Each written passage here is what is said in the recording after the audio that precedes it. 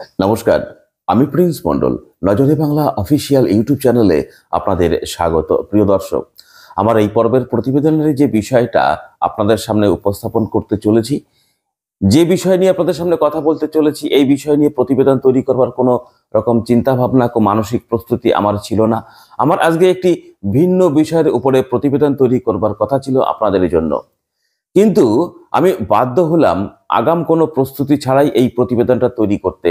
সেই কারণেই আমার কথাবার্তা খানিকটা আগোছালো হতে পারে, এবং যদি প্রতিবেদনটা একটি বড় হয়, স্কিপ না করে পুরো প্রতিবেদনটা শুনুন, এবং প্রতিবেদন শেষে আপনারা আপনাদের মন্তব্য নিশ্চিতভাবেই এই প্রতিবেদনের কমেন্ট বক্সে জানিয়ে যাবেন। এই আবেদন আপনাদের কাছে রইল। এবং প্রতিবেদনের মূল পর্বে প্রবেশ করবার আগে চাকরিহারা শিক্ষকদের দ্বারা একটি সাংবাদিক সম্মেলন করেন তারা। সেই সাংবাদিক সম্মেলনে ওই চাকরিহারা শিক্ষকদের একটা অংশের মধ্য থেকে চিন্ময় মণ্ডল তিনি কি আবেদন রেখেছেন এবং তিনি কি ধরনের আন্দোলনে ডাক দিয়েছেন তার কিছুটা অংশ আপনারা শুনুন, তারপর আসব প্রতিবেদনের মূল বিষয়ে। আমরা কালকে যে মিছিল করব সেই মিছিল হবে অর্ধনগ্ন মিছিল। শিক্ষক শিক্ষিকা শিক্ষাকর্মীরা তারা অর্ধনগ্ন অবস্থায় মিছিল করবেন।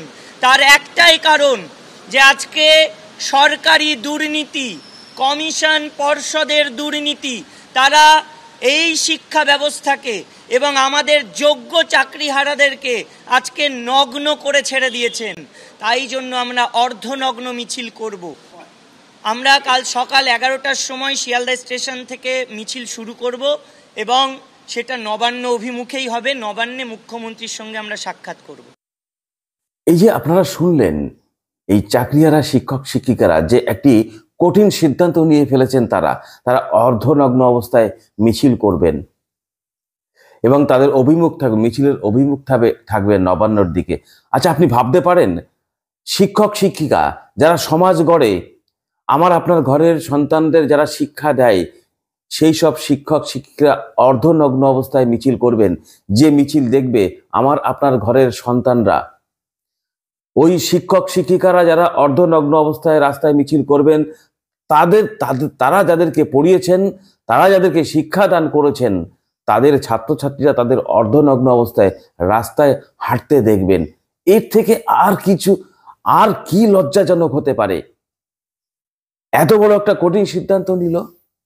আমার আপনাদের কাছে প্রথমেই আবেদন থাকবে, হ্যাঁ, এই কথা ঠিক, চাকরিহারা শিক্ষক শিক্ষিকারা আপামর জনসাধারণকে তাদের মিছিলে হাঁটার জন্য আবেদন করেননি, একথা ঠিক। যদি তাদের সঙ্গে হাঁটতে না পারা যায়, তাহলে পরে রাজ্যের সমস্ত বিরোধী রাজনৈতিক দল যারা আছেন তাদের ঝান্ডাগুলোকে একটা দিনের জন্য অন্ততপক্ষে পাশে সরিয়ে রেখে দলমত নির্বিশেষে সারা রাজ্যব্যাপী, বিক্ষিপ্ত ভাবে না হয়ে সারা রাজ্যব্যাপী একদিনের জন্য একটি আন্দোলন তৈরি করা যায় না এই রাজ্য সরকারের এই অপকর্ম বা রাজ্য সরকার এই দুর্নীতির বিরুদ্ধে যে অভিযোগ ধারাবাহিকভাবে করে আসছে বিরোধী রাজনৈতিক দলগুলো, এবং রাজ্যের সমস্ত অংশের মানুষ আজকে এই শাসকের প্রতি বিরক্ত, শাসকের প্রতি বীতশ্রদ্ধ। এই শুধু বিরক্ত বীতশ্রদ্ধ হয়ে ঘরে বসে থেকে সমস্যার সমাধান হবে না। এই সমাজটাকে বাঁচাতে গেলে এই চাকরিহারা শিক্ষক শিক্ষিকাদের রক্ষা করতে হবে, তাদের চাকরি রক্ষা করতে হবে। তাহলে পরে একটি শিক্ষা ব্যবস্থা রক্ষা হবে। একটি শিক্ষা ব্যবস্থা রক্ষা হলে একটি সমাজ ব্যবস্থা সুরক্ষিত থাকবে। আর সমাজ ব্যবস্থাকে সুরক্ষিত থাকতে গেলে আমার আপনার ঘরের সন্তানদের সঠিক শিক্ষা দেয় যারা, তাদের সেই যোগ্য শিক্ষক শিক্ষিকাদের স্কুলে ফেরাবার ব্যবস্থা করতে হবে।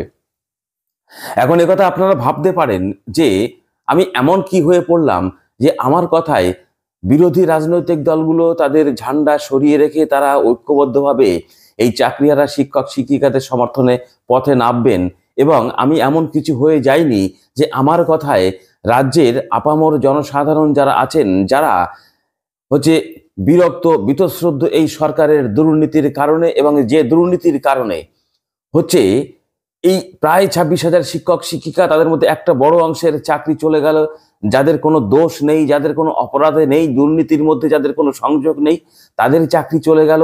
তাদের বাড়িতে হচ্ছে আহার জোগাবার ব্যবস্থা বন্ধ হয়ে গেল, বৃদ্ধ বাবা মার মুখে আহার তুলে দিতে পারছে না, যাদের সন্তানের মুখে হচ্ছে আহার তুলে দিতে পারছে না, ক্ষুধার্ত সন্তানের মুখে তার স্কুলের তার সন্তানের পড়াশোনার খরচ ব্যয় করতে পারছে না এই এহেন অবস্থার মধ্যে দাঁড়িয়ে। এবং সব থেকে একটি দুর্ভাগ্যজনক ঘটনা, মর্মাহত ঘটনা, যেটা আমরা জানতে পেরেছি সংবাদ মাধ্যমেই, একজন শিক্ষক তিনি এই যন্ত্রণা, মানসিক যন্ত্রণা আর নিতে পারেননি। তিনি হৃদরোগে আক্রান্ত হয়ে তার মৃত্যু হয়েছে। তিনি এই অসহ্য যন্ত্রণা থেকে মুক্তি পেয়েছেন, ঈশ্বর তাকে মুক্তি দিয়েছেন এই অসহ্য যন্ত্রণা থেকে। হ্যাঁ, একথা ঠিক, তিনি বিভিন্ন রোগে ভুগছিলেন, কিডনির অসুখ ছিল, কিন্তু তার মধ্যে এই যে মানসিক যন্ত্রণা, হয়তো দেখা যাবে ওই শিক্ষক যিনি মারা গেছেন হৃদরোগে আক্রান্ত হয়ে, চাকরিহারা ওই শিক্ষক, হয়তো দেখা যাবে তার নিজের চিকিৎসা করাতে হচ্ছে, তার হয়তো ঘরে বৃদ্ধ বাবা মা রয়েছে, তার ঘরে একটি ছোট্ট শিশু সন্তান রয়েছে, এদের মুখে আহার তুলে দিতে পারছে না, ক্ষুধার্ত শিশুর মুখে। হয়তো তার বৃদ্ধ বাবা মা জীবনদায়ী ওষুধ কিনে দিতে হয়, সে ওষুধটা কিনতে পারছেন না। হয়তো দেখা গেল কোনো রকম ঋণ নিয়ে তার বিভিন্ন কাজকর্ম করেছেন। এই মানসিক যন্ত্রণা, মানসিক চাপ তিনি আর নিতে পারেননি, যার কারণে তার হৃদরোগে আক্রান্ত হয়ে তার মৃত্যু হলো। এরকম একটা অবস্থায় দাঁড়িয়ে যদি রাজ্যের আপামর জনসাধারণ এবং বিরোধী রাজনৈতিক দলগুলো যদি ঐক্যবদ্ধভাবে রাস্তায় নেমে পড়েন, নিশ্চিতভাবে একটি চাপ তৈরি করা যাবে রাজ্য সরকারের প্রতি, যে চাপের মধ্য দিয়ে ওএমআর সিট যেটা প্রকাশ করতে বাধ্য হবে এবং যোগ্য অযোগ্য শিক্ষকদের তালিকা প্রকাশ করতে বাধ্য হবে। এই পরিস্থিতি আমরা তৈরি করতে পারি, রাজ্যের মানুষ তৈরি করতে পারেন। এবং শিক্ষকরা যে কঠিন সিদ্ধান্ত নিয়েছে, অর্ধনগ্ন অবস্থায় মুখ্যমন্ত্রীর ওই নবান্ন, যেখানে 14 তলায় বসে থাকেন, সেই নবান্নর অভিমুখে যাবে শিক্ষক শিক্ষিকারা অর্ধনগ্ন অবস্থায়। এরপরেও আমরা চুপচাপ বসে থাকতে পারি? আমরা তো সমাজবদ্ধ জীব, আমরা তো মানুষ। আর এই কথা আমি জনসাধারণের উদ্দেশ্যে কেন রাখলাম, রাজনৈতিক দলের উদ্দেশ্যে কেন রাখলাম? এই কারণে রাখলাম যে এই কাজটা যারা করলে আরো বেশি প্রভাব পড়তো সরকারের উপরে, বেশি চাপ সৃষ্টি করা যেত সরকারের উপরে, যে তারা হচ্ছেন সমাজের বুদ্ধিজীবী বলে একটি অংশ আছে, সেই বুদ্ধিজীবীরা। এই বুদ্ধিজীবীদের আমরা দেখেছিলাম যখন সিঙ্গুরে যখন টাটার কারখানা তৈরি হবার জন্য বামফ্রন্ট সরকার বেশ কিছুটা জমি নিয়েছিলেন, একটি কারখানা 80% তৈরি হয়ে যায় এবং সেই কারখানায় গাড়ি উৎপাদনের কাজ প্রায় 80% শেষ হয়ে যায়। তখন বর্তমান সরকার যে রাজনৈতিক দলটি চালাচ্ছে, সেই রাজনৈতিক দল আন্দোলনে নামে যে অনিচ্ছুক চাষিদের জমি নেওয়া যাবে না, কৃষকদের জমি নেওয়া যাবে না, এই দাবিতে আন্দোলন গড়ে তোলেন। এবং সেই আন্দোলনটাকে অক্সিজেন জুগিয়েছিলেন এই বুদ্ধিজীবী অংশ, যারা আজকে নিজেদেরকে বুদ্ধিজীবী বলে দাবি করছিলেন একটা সময়, এবং সংবাদ মাধ্যমের একটা অংশ তাদের বুদ্ধিজীবী আখ্যা দিয়েছিলেন, বুদ্ধিজীবী হিসেবে যাদের পরিচিতি করেছিলেন সমাজে। কতটা বুদ্ধিজীবী তারা! আজকে সেই বুদ্ধিজীবীদের চোখে ঠুলি পড়ে গেছে, চোখে ছানি পড়ে গেছে। আমি বলতে বাধ্য হচ্ছি, আজকে বুদ্ধিজীবী কথাটা শুনলে রাগে ঘৃণায় চোখ কুকড়ে আসে, চোখ কপালে ভাঁজ পড়ে যায়, বিরক্তির ভাঁজ পড়ে কপালে। আজকে এই বুদ্ধিজীবী শব্দটা একটি তিরস্কার অর্থে ব্যবহার করা হয়, গালি অর্থে ব্যবহার করা হচ্ছে। একথা যদি আমরা বলি খুব অপরাধ হবে না, কারণ সেই সময় একটি কারখানাকে ধ্বংস করবার জন্য যে আন্দোলনে নেমেছিলেন আমাদের রাজ্যের বর্তমান মুখ্যমন্ত্রী, তখন তিনি বিরোধী নেত্রী ছিলেন, তার রাজনৈতিক দল নিয়ে সেই সময় এই ধ্বংসাত্মক আন্দোলনকে অক্সিজেন জুগিয়েছিলেন এই বুদ্ধিজীবী অংশের মানুষেরা। আজকে শিক্ষকরা প্রাণ হারাচ্ছেন, মানসিক টেনশন নিতে না পেরে হৃদরোগে আক্রান্ত হয়ে মৃত্যুবরণ করছেন। শিক্ষকরা অর্ধনগ্ন অবস্থায় রাস্তায় মিছিল করবেন, মহানগরীর উপরে মিছিল করবেন, এটা সেই বুদ্ধিজীবীদের চোখে পড়ছে না। তাহলে নিশ্চিতভাবেই হয় বুদ্ধিজীবীদের বুদ্ধি লুপ্ত হয়েছে, আর নতুবা বুদ্ধিজীবীদের ওই বুদ্ধি নামক যে সত্তাটি আছে তার মৃত্যু হয়েছে, অথবা এই বুদ্ধিজীবীদের চোখে ঠুলি পড়ে গেছে। আর না হয় আর একটা জিনিস হতে পারে, এই বুদ্ধিজীবীদের একটা বড় অংশ তারা হয়তো কোনো বড় প্যাকেট পেয়েছে, সেই প্যাকেটটা নিয়ে ঘরে বসে আছে, সেই প্যাকেটটাকে আগলে দেখছে, বারবার প্যাকেটটাকে দেখছে, আর এই শাসকের বিরুদ্ধে রাস্তায় বেরোবে কিনা সেটা ভাবছে। ধিক্কার জানাই এই অংশের বুদ্ধিজীবীদের, যারা এখনো এই চাকরিহারা যোগ্য শিক্ষক শিক্ষিকার পাশে দাঁড়াচ্ছেন না। হ্যাঁ, হতে পারে আমি আপনাদের কাছে খারাপ কুদৃষ্টিতে পড়তে পারি, কিন্তু কেমন বুদ্ধিজীবী আপনারা? কিসের বুদ্ধিজীবী আপনারা? যে সমাজ গড়ার কারিগর, যারা মানুষ গড়ার কারিগর, তাদের আজকে রাস্তায় নামিয়ে দেওয়া হলো, অর্ধনগ্ন অবস্থায় তাদের হাঁটতে বাধ্য করা হবে এবং এই মানসিক যন্ত্রণা, চাকরিহারার মানসিক যন্ত্রণা সহ্য করতে না পেরে হৃদরোগে আক্রান্ত হয়ে তার মৃত্যুবরণ করতে হলো। এবার ভাবুন তো কি হবে তার ওই পরিবারটার। দেখা গেল সে একমাত্র উপার্জনশীল ব্যক্তি ছিলেন, ওই শিক্ষক যিনি, যার মৃত্যু হলো, তার পরিবারের আর কেউ উপার্জনশীল নেই। তাহলে সেই পরিবারটা কোথায় যাবে? কে নেবে এই পরিবারের দায়িত্ব? এরপরে বুদ্ধিজীবীরা ঘরে বসে থাকবেন? এরপরে বুদ্ধিজীবীরা নামবেন না রাস্তায়? তাহলে পরে কখন নামবেন আপনারা কখন নামবেন? একটি সমাজ ব্যবস্থা যখন পুরোপুরি ধ্বংস হয়ে যাবে? নাকি এখনো মনে করছেন যে আপনাদের এই বুদ্ধিজীবীদের মাফ করবেন, এখনো কি এই বুদ্ধিজীবীদের রাস্তায় নামার মতো সময় আসেনি? এটাই কি মনে করছেন এই বুদ্ধিজীবীদের অংশের মানুষগুলো? কি বুদ্ধি নিয়ে আপনারা বসবাস করেন? অনেক বুদ্ধিজীবী আজকে বিভিন্ন জায়গায় বিভিন্ন পদে বসে আছেন, যেটা জানা যায়। একটা সময় তারা রাস্তায় নামতেন, তবে বুদ্ধিজীবীদের একটা অংশকে আমরা আরজিকর আন্দোলনের সময় তাদের রাস্তায় নামতে দেখেছিলাম। আজকে কিন্তু এই শিক্ষকদের পাশে দাঁড়াবার জন্য কোনো বুদ্ধিজীবীদের দেখা মিলছে না। আপনি ভাবুন, একটি কারখানা, যদি সেই কারখানার সিঙ্গুরের কারখানা যদি হতো, সেখানে হাজার হাজার মানুষের কর্মসংস্থান হতো, সেই কর্মসংস্থানের জায়গাটাকে বন্ধ করে দেওয়া হলো। আমাদের রাজ্যের তৎকালীন বিরোধী দল তৃণমূল কংগ্রেস তারা আন্দোলন করলেন। সেই আন্দোলনটাকে বিভিন্ন সময় বামফ্রন্ট সরকারের বিরোধিতা করতে গিয়ে একটি গেল রব তুলেন, বামফ্রন্ট সরকারের বিভিন্ন ভ্রান্ত নীতির বিরুদ্ধে রাস্তায় নামলেন এবং সেই বুদ্ধিজীবীদের আন্দোলনগুলোই অক্সিজেন জুগিয়েছিল। ধরে নেওয়া যেতেই পারে এই তৎকালীন তৃণমূল কংগ্রেসের আন্দোলনকে হচ্ছে অক্সিজেন জুগিয়েছিলেন এই বুদ্ধিজীবীদের আন্দোলন। তাহলে আজকে এই শিক্ষক শিক্ষিকার আন্দোলনকে অক্সিজেন যোগানোর কথা মনে পড়ছে না? এই বুদ্ধিজীবী, এই চাকরিহারা শিক্ষক শিক্ষিকা, যাদের চাকরি চলে গেছে, যারা আজকে সমাজ গড়ার কারিগর, তাদের স্কুল ছেড়ে, চকডাস্টা ছেড়ে অর্ধনগ্ন অবস্থায় রাস্তায় হাঁটবে সে ঘোষণা করছেন।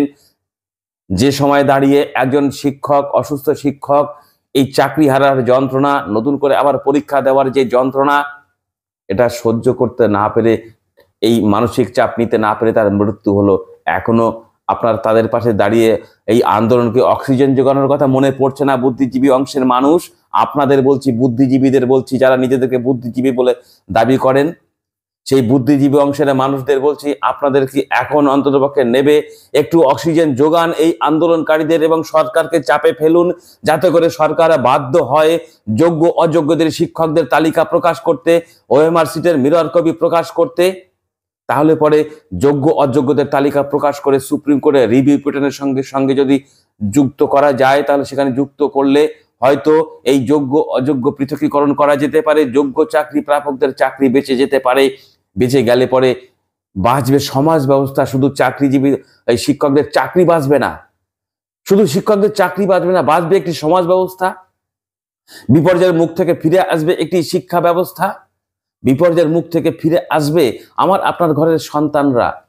সেই কারণেই এই বুদ্ধিজীবী অংশের মানুষ এখনো বলছে, আপনারা রাস্তায় নেবে এই শিক্ষক শিক্ষিকাদের আন্দোলনকে অক্সিজেন যোগানোর ব্যবস্থা করুন, আপনারা রাস্তায় নামুন।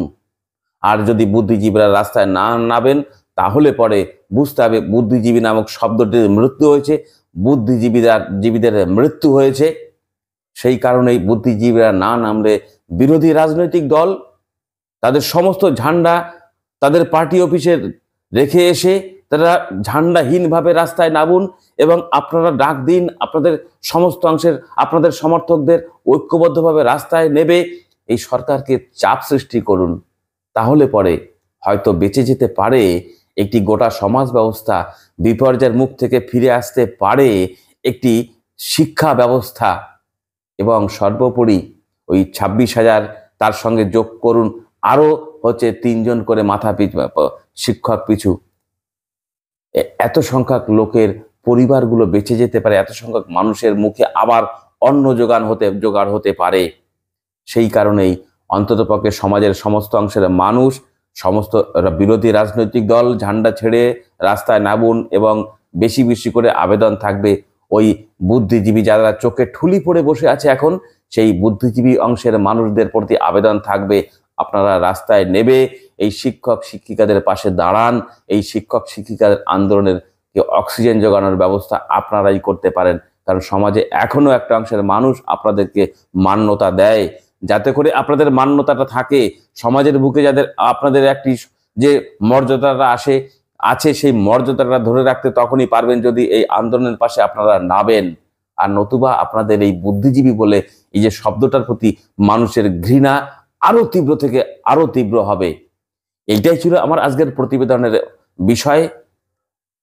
যদি প্রতিবেদনটা আপনার মনে হয় আরো বেশি সংখ্যক মানুষের কাছে পৌঁছে যাওয়া প্রয়োজন, দয়া করে প্রতিবেদনটি শেয়ার করুন প্রচুর পরিমাণে, আর ওই বুদ্ধিজীবীদের কাছ পর্যন্ত পৌঁছাক।